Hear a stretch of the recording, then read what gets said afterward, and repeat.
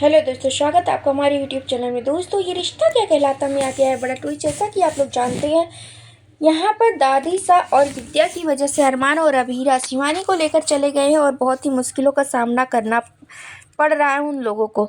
लेकिन फिर भी अरमान और अभीरा हार नहीं मानते हैं और तीनों लोग किसी भी तरीके से खुश रहने की कोशिश करते हैं। वहाँ पर जब होली का त्यौहार आता है तब घर के सारे लोग जाने को तैयार हो जाते हैं। कहते हैं जैसे अरमान और अभीरा भाभी यहाँ पर नहीं है तो हम लोग भी नहीं रहेंगे और उनके साथ ही जाकर मनाएंगे होली। तभी दादी सा और विद्या कहीं ना कहीं अरमान और अभीरा का इंतजार कर रहे होते हैं। दादी सा तो थाल भी सजा कर बैठी हुई हैं, लेकिन तभी वहाँ पर रोहित आता है और कहता है कि आप लोग किसका इंतज़ार कर रहे हो? क्या भाभी और भैया का इंतज़ार कर रहे हो? तो मत करो, क्योंकि अब हम लोग भी जा रहे हैं घर छोड़कर। और तभी कहता है रोहित कि अगर आप दोनों इस बात से खुश हैं तो खुश रहिए, और अब मैं भी जा रहा हूँ यहाँ से। ये मत सोचिए हम कि मैं होली खेलने आया हूँ यहाँ पर। ये सब कुछ कह के वहाँ से रोहित चला जाता और विद्या और दादी सा दोनों लोग ही वहाँ पे रो रहे होते हैं। और यहाँ पे संजय फूफा सा भी आते हैं, सर झुका के खड़े होते हैं। और तभी पता चलता है कि भैया भाभी वापस आ गए। जैसे ही दादी सा सुनती हैं, बहुत ही खुशी से दौड़ती हुई जाती हैं स्वागत करने। और यहाँ पर कहीं ना कहीं विद्या और दादी सा को भी अब ये रियलाइज हो जाता है कि अरमान और अबीरा बहुत ही स्वाभिमानी हैं और वो ऐसे ही वापस नहीं आने वाले हैं। इंतज़ार कर रहे होते हैं अरमान अबीरा का दोनों लोग और भाग के जाते हैं दरवाजे पे। लेकिन देखते क्या है कि अरमान अबीरा बहुत आसानी से तो नहीं आने वाले हैं घर में, क्योंकि उनके खुददारी को ठेस लगी है। उनको घर से बाहर निकाला था दादी सा और विद्या ने, जिसकी वजह से अब बहुत सारी प्रॉब्लम भी खड़ा कर चुका है संजय उन लोगों के सामने।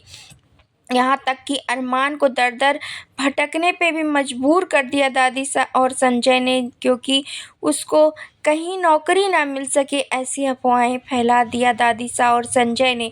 और वो अब इस समय बहुत कठिनाइयों का सामना करना पड़ रहा है उसको, और एक गैराज में वो उसको नौकरी करनी पड़ी, जबकि उसके पास कितनी ही बड़ी डिग्री क्यों ना हो, लेकिन नहीं, कोई देने को तैयार था नौकरी। तभी अरमान ने ये डिसाइड किया कि अब मैं फौजदार फॉर्म छोड़ दूँगा और उसको छोड़ने के बाद अब मैं वकालत भी छोड़ दूँगा और मैं अब कुछ नया करूँगा। जी हाँ दोस्तों, यहाँ पर अरमान अब सब कुछ छोड़कर कर रहा है यहाँ पर गैरेज में नौकरी।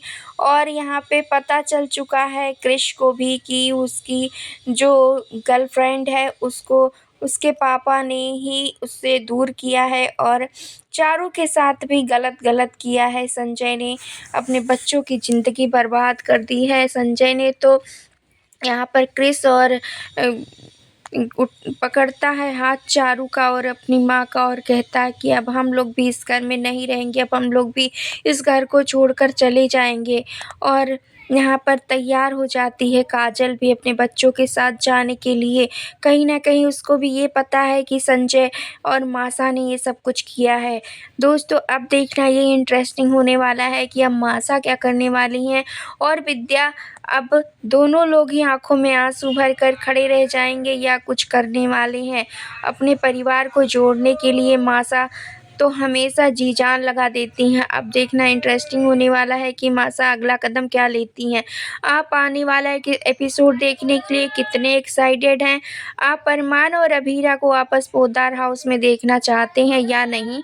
आप हमें अपनी राय कमेंट के ज़रिए ज़रूर बताएं, और हमारे चैनल पर नए हैं तो लाइक शेयर सब्सक्राइब करना, बेल आइकन दबाना बिल्कुल मत भूलें दोस्तों।